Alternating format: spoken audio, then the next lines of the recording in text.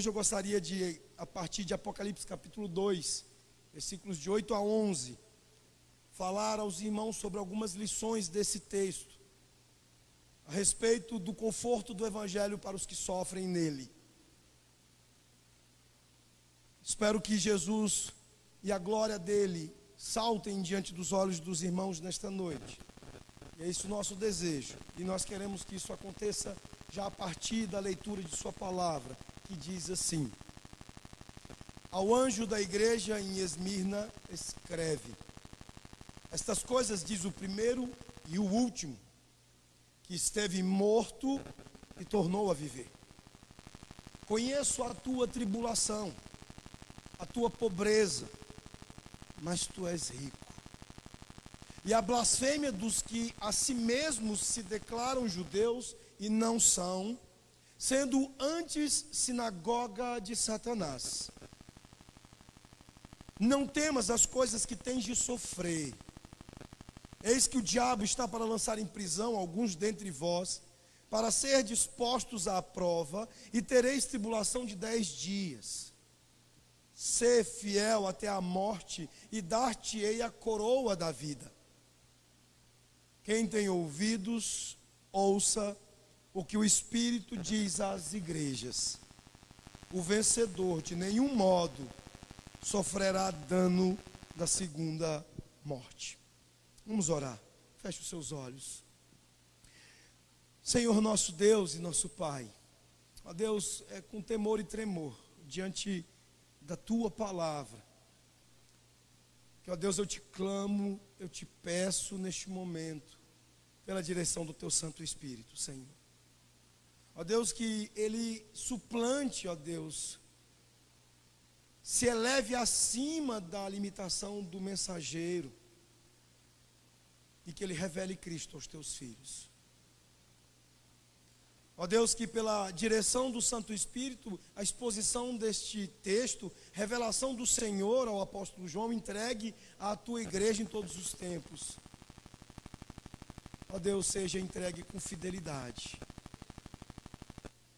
Ó Deus, eu te peço também pelos teus filhos e pelas tuas filhas, que o teu Santo Espírito, ó Deus, prepare os seus corações, esteja sobre eles, e ó Deus, faça a entrega desta palavra, ó Deus, enchendo-os de vida, que o Senhor os corrija, que o Senhor, ó Deus, os anime, os encoraje, os encha de esperança, a esperança da glória do teu Filho, e que eles não saiam aqui, ó Deus, como entraram, mas que eles possam sair renovados e animados, dispostos à vida para o Senhor. É o que nós te pedimos no nome de Jesus. Amém. Meus irmãos, há um vídeo nas redes sociais, no YouTube em particular, não sei se tem outros de streaming, chamado Tweets the Martyrs or Read Joel Osteen. É um vídeo que faz uma sátira com um pregador famoso dos Estados Unidos, o Joel Osteen, que é um defensor, um proclamador da teologia da prosperidade. E esse vídeo ele faz uma sátira contrastando a realidade histórica do cristianismo com as coisas que ele prega, que ele anuncia. O vídeo traz uma imagem da cabeça decepada de João Batista e os seus lábios se movendo e dizendo: não falem palavras de derrota, declarem: sou abençoado, sou forte, sou saudável, este será um grande ano. E isso de fato é realmente uma grande sátira, é muito irônico, porque não preciso explicar muito. Se você perguntar a cristãos professos hoje o que Deus quer para eles, na maioria das vezes eles vão dizer que Deus quer que eles sejam felizes. E quando você pergunta o que é felicidade a essas pessoas, eles vão defini-la em termos de saúde, riqueza, prazeres, coisas desse tipo. Infelizmente, meus irmãos, a igreja no nosso tempo, ela mede o que significa ser rico em Cristo pelas medidas do mundo. A medida histórica da igreja, no entanto, é muito diferente. É encontrada no sofrimento e na glória de Jesus Cristo, que molda para nós também sofrimento, desafios, perseguições, e uma maneira diferente de encarar tribulações. Isso para esta era, até que venha a era vindoura da segunda vinda do Senhor Jesus. Nós vemos esse contraste aqui no nosso texto, em Apocalipse capítulo 2, versículos de 8 a 11. A segunda mensagem profética de Jesus às igrejas da Ásia é para a igreja de Esmirna. Mas como se trata de uma carta chamada de uma carta encíclica, uma carta que na verdade, não obstante ter sido endereçada a uma igreja, ela fala de realidades que tocam a vida de todas as igrejas de Jesus, em todos os tempos, em todos os lugares. Então essa é uma carta de Jesus para vocês. Para a igreja presbiteriana da 706 Sul, e para a vida dos irmãos que estão aqui, que são participantes do acampamento vindo de outras igrejas. Para todas as nossas igrejas. Esta cidade, ela tem algumas coisas e particularidades que ajudam a estabelecer o contexto e explicar algumas coisas importantes da mensagem. Esmirna era um lugar maravilhoso para se viver, chamado de uma bela nova cidade. Resguardando-se algumas diferenças, eu acho que tem muito a ver com vocês, com Palmas. Por quê? A diferença é que é uma cidade chamada também de cidade ressuscitada, porque no 6º século antes de Cristo ela foi arruinada.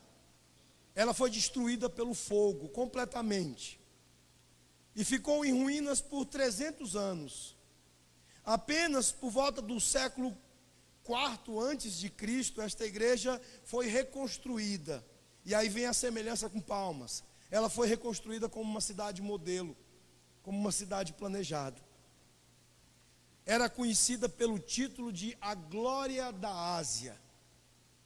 Tornou-se uma grande cidade comercial de aproximadamente 25 mil pessoas. Muito grande para os tempos antigos. As pessoas de Esmirna eram muito materialistas, porque elas eram abastadas, dedicadas ao comércio e muito bem-sucedidas financeiramente e comercialmente. E por conta disso viviam um luxo e se alimentavam do luxo, desejando ainda mais luxo.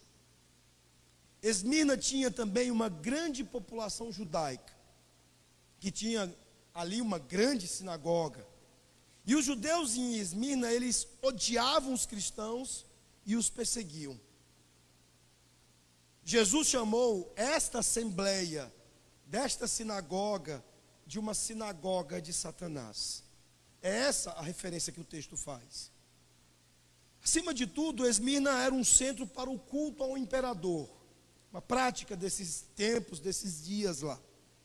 A religião oficial de Roma era essa, a adoração ao imperador. E o espírito de Roma era fortíssimo na cidade de Esmirna. César é o Senhor. Era credo da cidade necessário para a política, para o comércio e para as guildas.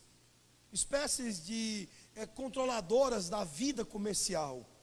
Daí a gente consegue já imaginar um tanto da exclusão que os cristãos sofriam, uma vez que todo o domínio da vida da cidade, fosse político, comercial, envolvia a idolatria e algum nível de concessão dela aos judeus, que eram também ferrenhos inimigos dos cristãos. Os judeus estavam isentos da adoração ao imperador, eram bem tratados por esses adoradores do imperador. E sobre nós, sobre os cristãos irmãos nossos lá, eles vinham com toda a força. E eles, os cristãos, não estavam isentos dessa adoração. Nós vemos 3 forças espirituais convergentes para perseguir e para tentar destruir a igreja em Esmirna. Primeiro, a própria religião de Roma, que promovia aprisionamentos, confisco de propriedade, exílio e, eventualmente, a morte pelo martírio. Uma segunda força, o poder econômico, que excluía os cristãos. Eles promoviam o ostracismo na vida dos crentes, perda de empregos, impedimento de entrada nos negócios, processos judiciais, toda sorte de complicações na vida civil e profissional para esses crentes. A terceira força, a própria, já mencionada, oposição dos judeus, que promoviam difamação, escárnios, falsas acusações.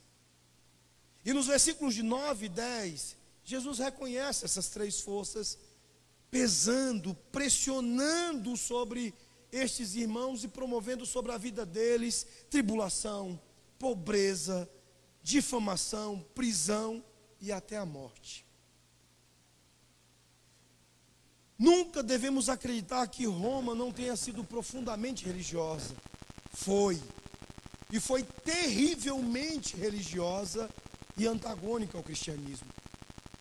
Quando muitas vezes nós supomos não vir sobre nós oposição e uma força de perseguição, porque achamos que ali não há religião, creiam-me, onde há irreligião, há religião. E esse é um dos casos que nós encontramos aqui na perseguição empreendida sob a liderança de Roma. Jesus, meus irmãos, está falando nesta carta, como ele sempre falou nos evangelhos. Ele fala uma série de paradoxos. O texto começa falando de Jesus como aquele que morreu, mas que também veio à vida, verso 9. Jesus, na sua revelação, não fala apenas de si mesmo dessa forma, mas ele fala da pobreza da igreja em Esmirna, em termos de uma pobreza real, do ponto de vista físico, material e concreto nessa realidade, mas ele continua dizendo: tu és rico. De que riqueza Jesus estaria falando? Certamente daquela que só os olhos, com as lentes do Evangelho, é capaz de reconhecer. Jesus fala daqueles que perseguiram a igreja como aqueles que dizem que são judeus, mas são uma sinagoga de Satanás.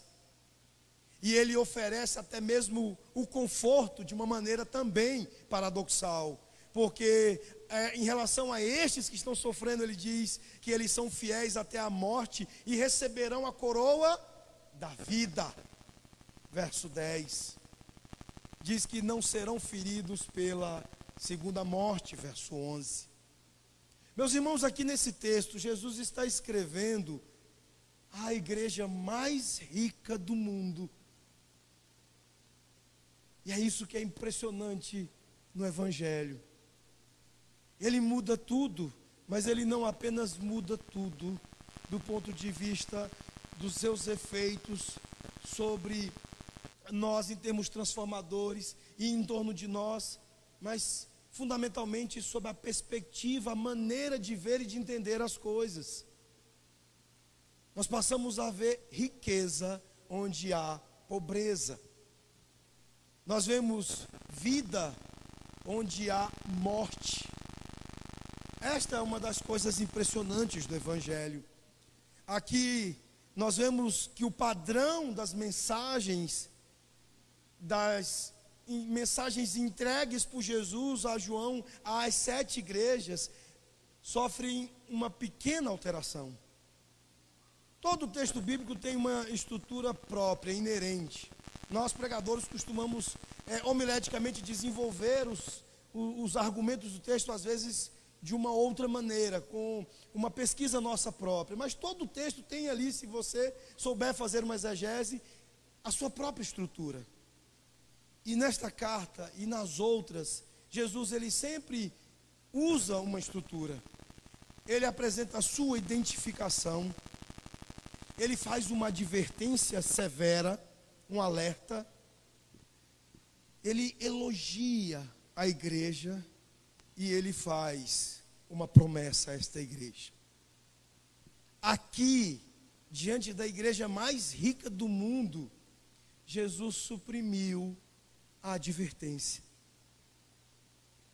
Ele se identifica, ele elogia e ele vai direto para a promessa. Isso é emblemático, e nós vamos daqui a pouco falar um pouco mais sobre isso. Olha o versículo 8 novamente comigo.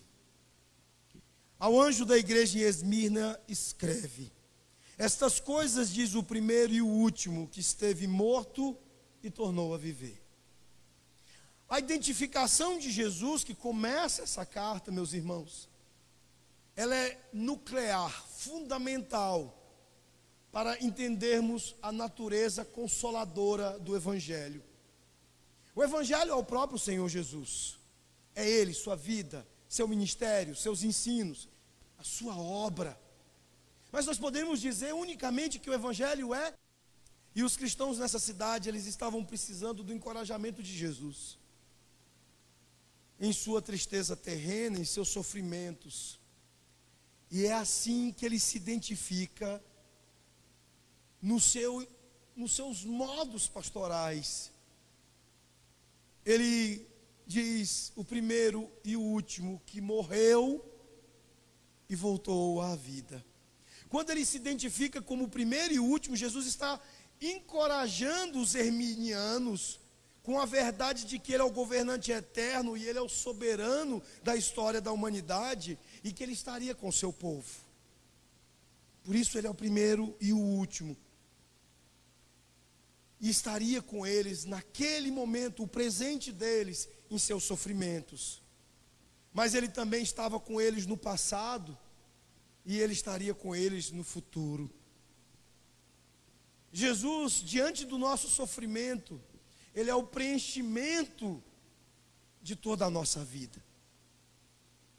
Isso não se pode igualar em termos de consolo. O Evangelho nos consola, meus irmãos, diante de todos os desafios que Ele mesmo acaba por trazer às nossas vidas, porque a palavra diz que aqueles que querem viver piedosamente haverão de, nesse tempo, até a vinda da glória, serem perseguidos. Mas Jesus consola cada um dos seus, pondo-se diante deles como bom pastor e dizendo-lhes: eu sou o primeiro e o último. Eu estou com você no seu presente, mas eu estou com você no seu passado, e eu estarei com você no seu futuro. Lembre-se que isso já foi feito por Jesus em vários momentos nos evangelhos, e aqui em Apocalipse capítulo 1, versículo 17, ele também já havia feito o mesmo apontamento. Volte comigo para o capítulo 1, veja o verso 17. Quando o vi, caí a seus pés como morto. Porém ele pôs sobre mim a mão direita, dizendo: não temas, eu sou o primeiro e o último. Eu sou o preenchimento da sua história. Eu sou o soberano e governante da sua história. Estas mentes que entendem estas coisas estão sendo levadas lá para Isaías, capítulo 44, verso 6, e 48, verso 12, e ainda mais atrás para Êxodo 3, onde o Senhor encorajou Israel em vários pontos de sua vida de sofrimento, com este mesmo tipo de identificação: eu sou o Senhor da história de vocês. É assim que o Evangelho nos consola. Ele mostra-nos Jesus diante de nós em pé, dizendo: eu sou o seu Senhor, não sou apenas o seu Salvador. Eu não sou apenas um meio pelo qual você não vai para o inferno, mas eu sou o Senhor, o governante, o soberano da sua vida.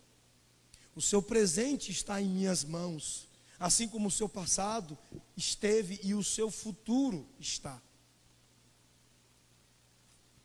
Jesus está dizendo à sua igreja: olha, vocês estão passando pelo fogo agora, mas eu estou bem aqui segurando a sua mão. Há uma história que eu contei no acampamento de uma médica que trabalhava em meio a um trabalho missionário que oferecia serviço médico e muitas outras coisas. Um dia uma tribo violenta africana invadiu o acampamento deles, matou homens, estuprava mulheres.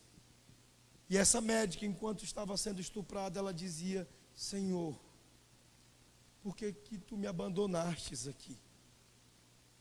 E naquele mesmo momento o Espírito aqueceu seu coração e lhe fez entender: filha, eu não te deixei, eu estou aqui contigo, sofrendo o mesmo abuso que você.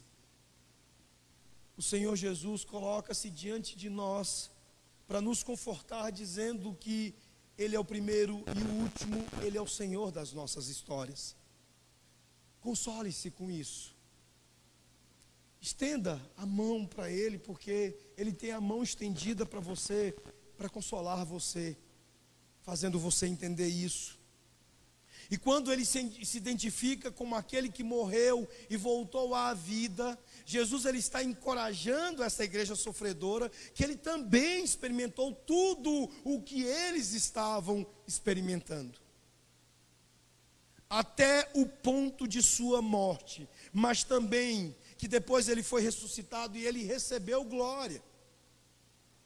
Jesus não apenas está dizendo: olha, eu sou o Senhor da sua vida, mas Ele é profundamente um pastor empático. Ele diz: eu sei o que você está passando, eu sei qual é a sua dor. O Senhor é compaixão e pura compaixão, porque Ele é um Senhor que sabe o que é sofrer. Uma criança bem novinha teve que ser internada às pressas em um hospital. E como o seu estado de saúde piorou, os médicos tiveram que introduzir uma agulha na veia dela, de um de seus frágeis bracinhos. E isso certamente é muito doloroso. A enfermeira levou cerca de 15 minutos e fez 3 tentativas até encontrar o melhor ponto onde introduzir a agulha na veia daquela criança. Durante todo o processo, a mãe da criança não podia fazer nada mais do que chorar com a criança, enquanto a segurava com todo o amor que as mães têm. Ela sabia ser absolutamente necessária de estar junto de seu filho durante todo aquele processo. Conosco, pessoas adultas, muitas vezes acontece o mesmo. Nós temos que sofrer, suportar dores na vida, visando um objetivo qualquer que seja melhor para nós, porque o Senhor sabe e faz tudo para o bem daqueles a quem Ele ama. Jesus ele também teve que suportar uma dor extraordinariamente grande, visando um grandioso objetivo, que era a salvação do mundo. Por isso, meus irmãos, na próxima vez que a vida lhe for dolorosa, olhe para a cruz e conheça aquele que compreende a sua dor, Jesus, e saiba de uma coisa: Ele quer segurar os seus braços e Ele quer acolher você sobre Ele próprio com muito amor. Ele é o nosso consolo. Ele é o nosso consolo. Talvez você esteja sofrendo, eu não sei. Eu não sei a realidade de cada um de vocês aqui. Mas eu posso dizer com segurança para você do que você precisa. Há um pastor posicionado na sua vida, identificado como o seu pastor, e o nome dele é Jesus Cristo. E Ele conhece você. E Ele sabe o que são dores. E Ele vai cuidar de você. Segunda coisa que o Senhor nos apresenta para entendermos e nos consolarmos diante de tantas lutas que temos no meio do Evangelho, é que também por ser esse pastor, Ele nos conhece ao ponto de nos recomendar, de nos elogiar, de reconhecer em nós o que Ele mesmo fez. E é isso que Jesus faz aqui nos versos 9 e 10. Ele diz: olha, eu conheço a tua tribulação, a tua pobreza, mas tu és rico, e a blasfêmia dos que a si mesmos se declaram judeus e não são, sendo antes sinagoga de Satanás. Não temas as coisas que tem de sofrer. Eis que o diabo está para lançar em prisão alguns dentre vós, para ser dispostos à prova, e tereis tribulação de 10 dias. E então ele diz: ser fiel até a morte, e dar-te-ei a coroa da vida. Jesus, ele prossegue, além de se identificando, elogiando, porque a maneira como ele fala do seu conhecimento dessa igreja, fala da qualidade dele como pastor, mas também recomenda estes crentes. Enquanto ele veementemente condena a sinagoga de judeus, dizendo que eles são sinagoga de Satanás, ele vê nesse seu povo, um povo dele, não apenas necessitado de consolação, mas um povo verdadeiramente dele. Jesus está certo de que eles são as suas ovelhinhas amadas. E da mesma forma, Jesus não está apenas posto como seu bom pastor, mas creia-me, encontre e reconheça o seu valor no quanto você é amado do Pai, do Filho e do Espírito. E de maneira muito especial, Jesus está falando aqui do amor dele por estes irmãos. O Antigo Testamento diz do povo de Deus como a menina dos olhos de Deus. Por que Jesus está tão cheio de compaixão destes irmãos? Porque ele os ama. São suas ovelhinhas queridas, amadas. Elas são as meninas dos olhos de Jesus.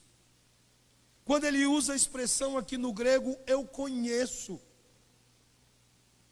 é no sentido de que ele os tem intimamente conhecidos. Ele não apenas sabe, não apenas tem informação, mas por lhe pertencerem, Jesus tem especialmente, intimamente um conhecimento deles. E isso move a relação aqui. Quando foi a última vez que você viu um livro cristão vendido por todos os habituais suspeitos evangélicos sobre pobreza e perseguição? Nós criticamos muito os neopentecostais, os professantes da teologia da prosperidade. Mas vocês já pararam para pensar que nós não gostamos de falar também de pobreza, de tribulação, de sofrimento? Meus irmãos, infelizmente hoje a igreja é tão mundana que ela, de uma maneira ampla, não apenas entre os da teologia da prosperidade, ela mede o sucesso como o mundo faz, em termos de riqueza, em termos de influência. Eu suspeito que até os pastores já começam a fazer isso. Nós estamos preferindo pastores que estudaram nos Estados Unidos, aqueles mais humildezinhos, mas que têm ministérios fiéis e cheios do brilho do evangelho. Parece que aos poucos estamos perdendo o interesse. Mas o sucesso exterior, assim chamado, não é marca de uma igreja verdadeiramente bem-sucedida na estimativa do Senhor. As outras igrejas, nenhuma delas é referida como: tu és rica. Jesus olha para esta igreja, que está imersa em sofrimento e perseguição, e diz: olha, mas vocês são ricos, porque aos meus olhos é o que eu vejo. Olha que elogio o Senhor faz aqui aos irmãos fiéis e que estão sofrendo por causa do evangelho. Tu és rico. Existem 3 marcas de uma igreja verdadeira e nenhuma delas tem nada a ver com fama, fortuna, desempenho, habilidades. Em nenhum lugar diz que a igreja verdadeira é aquela que tem um pastor poliglota, fiel pregação das Escrituras, correta administração dos sacramentos e aplicação da disciplina eclesiástica. É o que tradicionalmente a fé reformada tem reconhecido como as marcas de uma verdadeira igreja.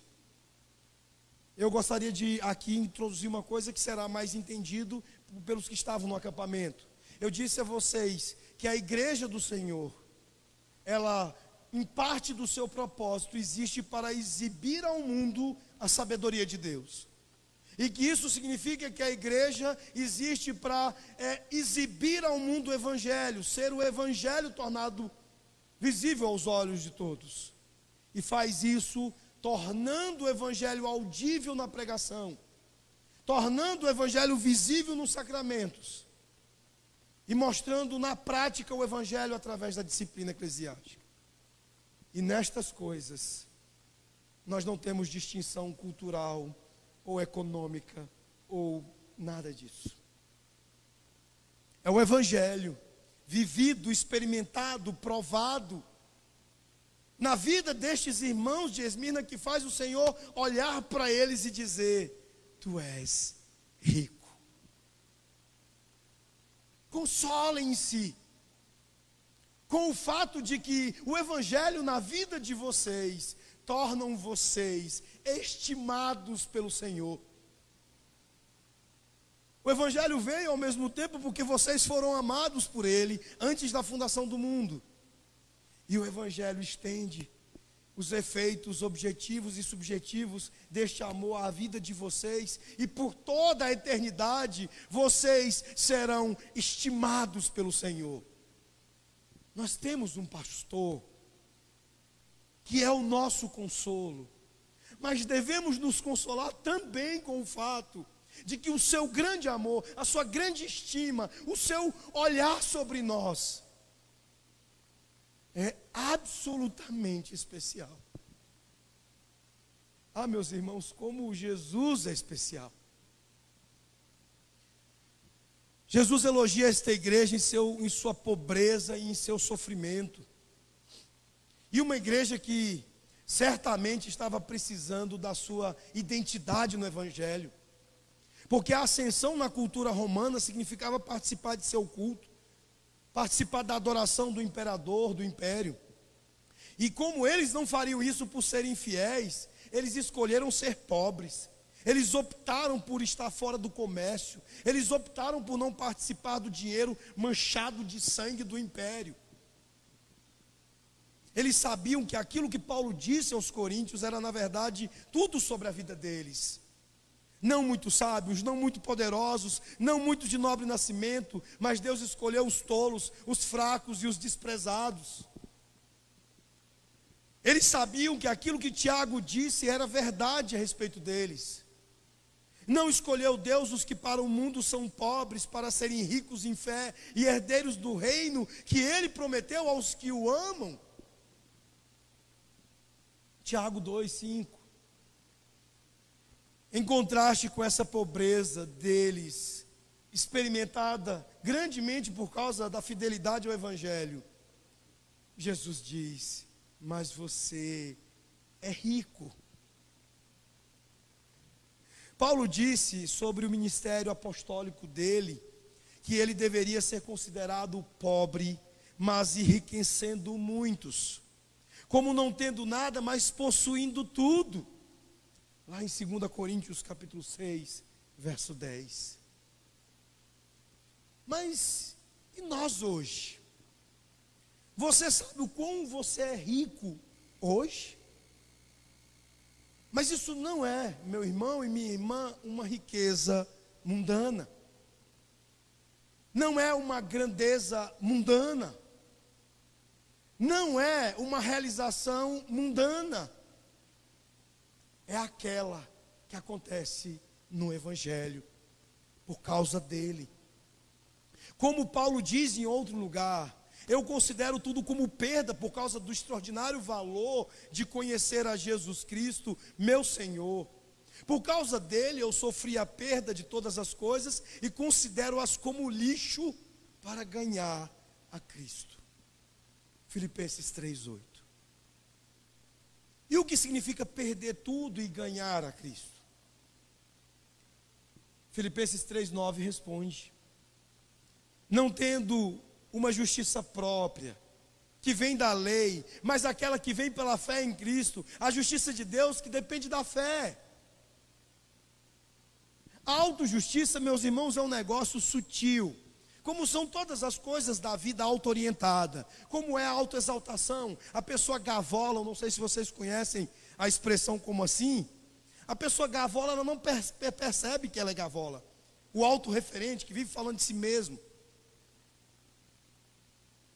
Da mesma maneira, aquele que vive em autojustiça não percebe o quanto ele confia no próprio desempenho, e o quanto ele compromete a relação vital com Jesus, a sua vida cristã em alegria e poder, por confiar exclusivamente em Jesus, no que ele fez, no que ele faz.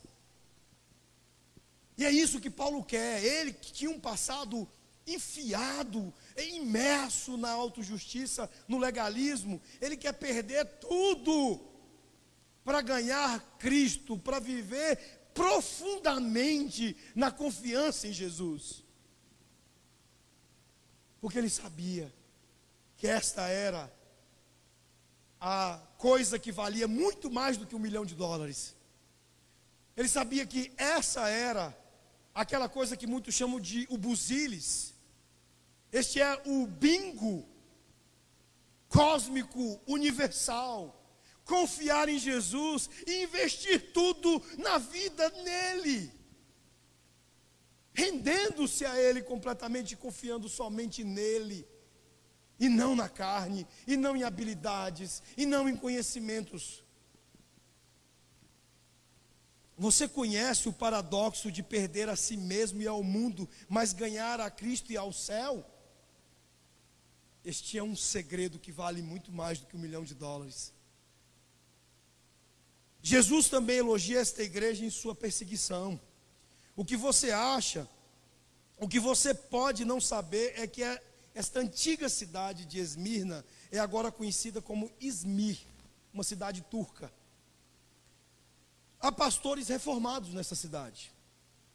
Lá tem cristãos fazendo estudos bíblicos com vários jovens muçulmanos, mas correndo um tremendo risco de vida. Em 2007, havia um pastor de linha reformada estudando com jovens lá a Bíblia. E havia muçulmanos planejando um assassinato.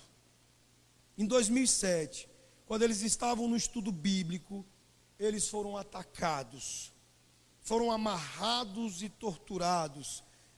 E 3 cristãos sofreram por 3 horas, até finalmente terem as suas gargantas cortadas. Vários anos antes do governo turco declarar que os cristãos evangélicos eram uma ameaça ao Estado, em igualdade de condições com a Al-Qaeda, estas coisas estavam acontecendo. De volta ao 1º século, a perseguição cristã começou lá, não em Izmir, mas em Esmirna, com a calúnia daqueles que dizem que são judeus e não são, mas são uma sinagoga de Satanás. Havia animosidade das sinagogas dos judeus contra aqueles que viam como uma ameaça à sobrevivência do judaísmo. E parece que isso continua sendo uma coisa hoje. Todos quantos representam um questionamento à fidelidade às Escrituras são prontamente atacados. Sempre que alguém acusar alguém no cristianismo, analise os argumentos dos dois lados e olhe para a Escritura. Os bereanos examinaram até mesmo o que Paulo dizia. E eles sabiam que eram tempos difíceis, de grande profusão e difusão de acusações de vários lados. Enquanto Paulo estava lidando com os falsos mestres, certamente os falsos mestres estavam empreendendo todos os seus esforços para aniquilar a credibilidade dos apóstolos. E Jesus diz aqui que esses judeus que eram etnicamente judeus, mas não eram espiritualmente judeus porque rejeitaram Jesus como seu Messias, eles são sinagoga de Satanás. Ecoando as palavras de Jesus lá em João 8, onde depois que os fariseus disseram que Abraão era seu pai, Jesus disse a eles: na verdade vocês são a descendência de Satanás. João 8:33. De fato, meus irmãos, alguns judeus em Qumran, que escreveram os manuscritos do Mar Morto, chamaram o restante dos judeus de congregação de Belial. Até dentro do próprio judaísmo havia consciência de que as coisas estavam muito erradas. Jesus não apenas elogia esses irmãos sofredores, mas também ele encoraja e consola. Não tema o que você está prestes a sofrer. E ele diz que o diabo vai lançar alguns na prisão, para que sejam testados por 10 dias de grande tribulação, e que alguns inclusive irão morrer. Mas existem 3 princípios simples de sofrimento que Jesus ensina aqui ao consolá-los. O primeiro, o sofrimento é um teste. Cuidado. Ele diz para que sejam testados. O que isso testa? A nossa fé. Como 1 de Pedro 1 e Tiago 1 nos ensinam, ou como os evangelhos nos ensinam. Quando, por exemplo, Jesus estando ali com os discípulos na embarcação, eles tomados de pavor, não entendem que tudo é um teste. Nós somos submetidos às panelas de pressão do nosso Deus, a duras provações, a duras tribulações, para que Deus possa arrancar a fé dos nossos corações. É para saber se de fato nós confiamos nele. Às vezes a gente faz isso com os nossos filhos, eu faço com os meus meninos. Eu quero saber, às vezes, o quanto eles são dependentes de mim, e isso é um pouco perigoso em muitos momentos, porque o pequenininho, o Noah, de 4 anos, ele é pura audácia. E às vezes eu vou para a chácara e deixo ele solto, para ver se ele vem para perto, testando a confiança ou o senso de necessidade dele. Aí um moleque de repente aparece na minha frente segurando uma pedra enorme, não sei como é que levantou. Me lembra a história de um pastor que faz isso também lá em Brasília, o reverendo Roberto Branquinho, e disse que o filho dele apareceu com uma cobra, segurando a cobra. E assim ficamos com o coração na mão. Mas nós precisamos entender que a nossa dependência dos nossos pais é pequena, comparada à nossa necessidade de depender de Deus. Enquanto nós podemos nos atrever um pouquinho longe dos nossos pais, e para os meninos é até bom, porque ficam mais machinhos. Enquanto diz respeito ao nosso Senhor, a confiança tem que ser permanente.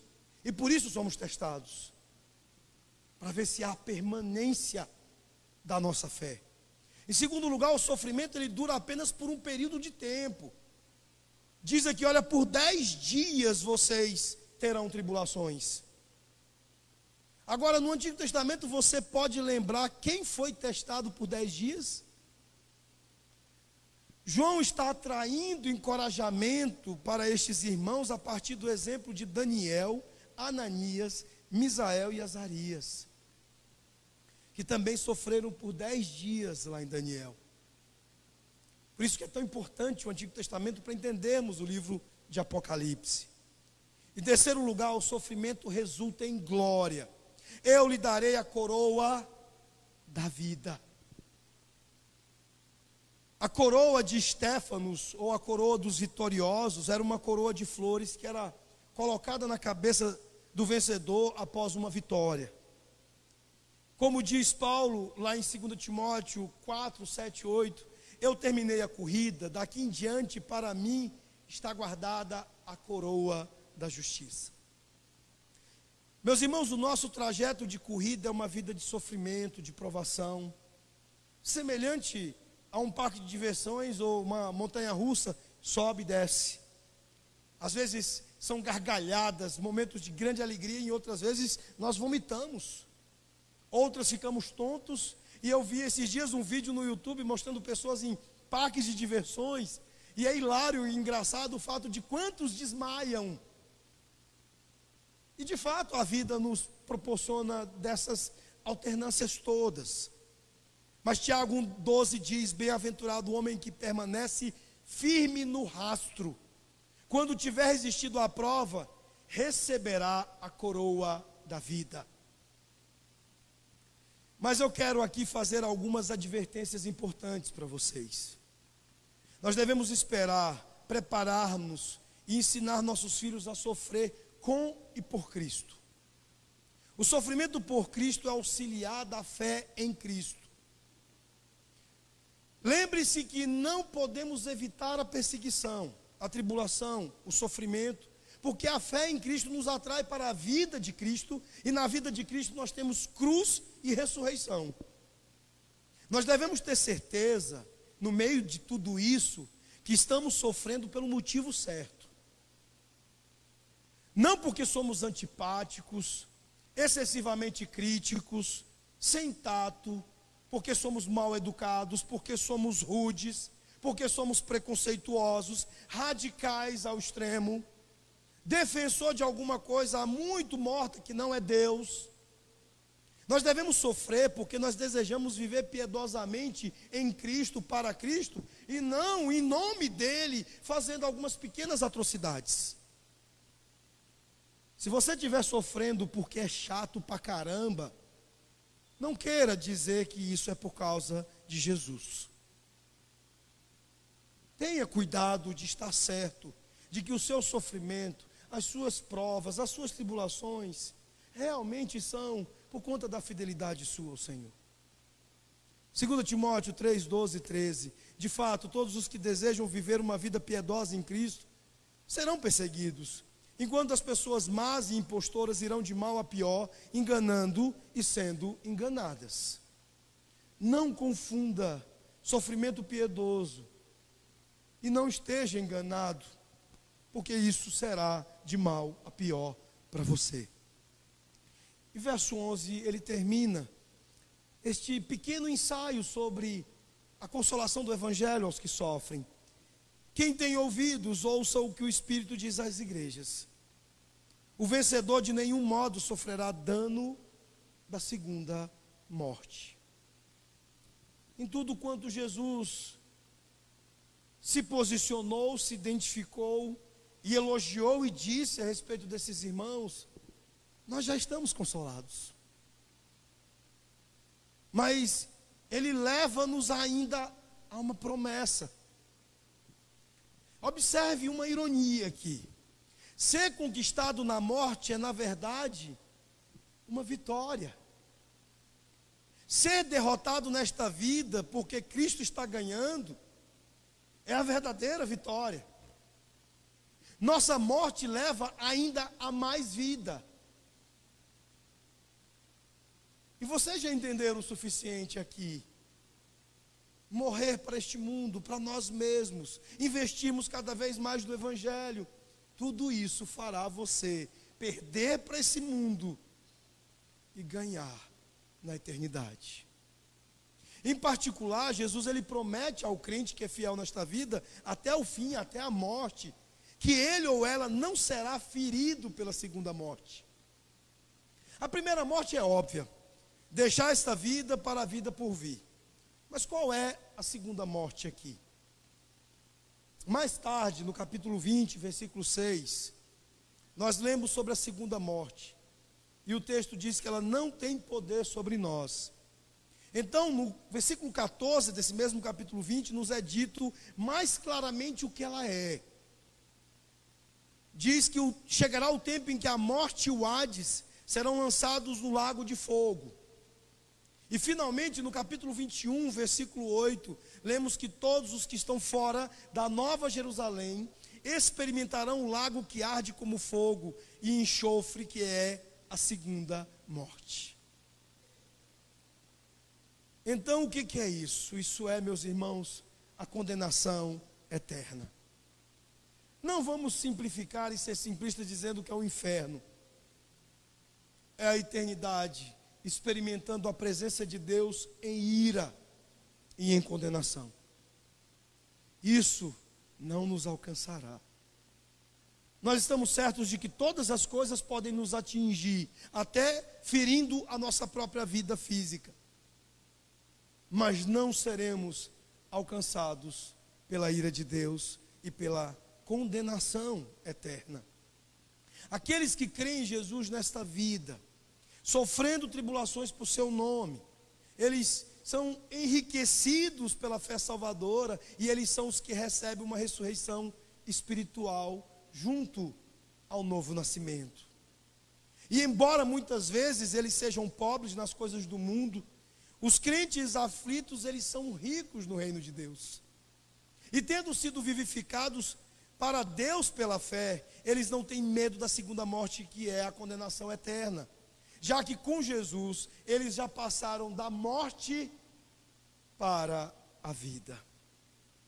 A promessa de vitória para os mártires que dão a vida por causa da sua fé é importante para igrejas perseguidas como esta igreja e para muitas hoje espalhadas pelo mundo. E de fato, exatamente quando parece que Satanás vence, quando assegura a sentença de morte para os santos, em vez disso, o que Jesus disse está prometido a eles? Os santos recebem a coroa da vida. Então, quando você abrir o YouTube e ver aqueles vídeos chocantes de execuções de cristãos pelo Estado Islâmico, ou de fotos terríveis de igrejas destruídas, explodidas pelo Boko Haram na Nigéria, que você possa prantear a dor sentida por eles, mas que isso se siga pelo riso exultante de que estes que os mataram serão alcançados pela ira e justo juízo do Senhor, mas que aqueles que foram receberam a coroa da vida. Eles não são perdedores, eles são os verdadeiros ganhadores e vitoriosos deste mundo. E essa promessa de vida eterna não vem daquele que imita o poder de dar vida, que é o diabo, mas daquele que estava morto e agora está vivo para todo sempre, e tem as chaves da morte e do Hades na mão.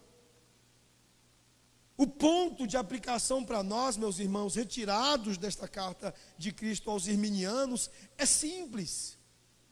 Não importa o que Satanás possa fazer conosco, mesmo que ele nos force a viver na pobreza, mesmo que ele gire o governo contra nós, mesmo que faça com que outras religiões nos caluniem, mesmo que ele tire as nossas vidas, ele não pode vencer.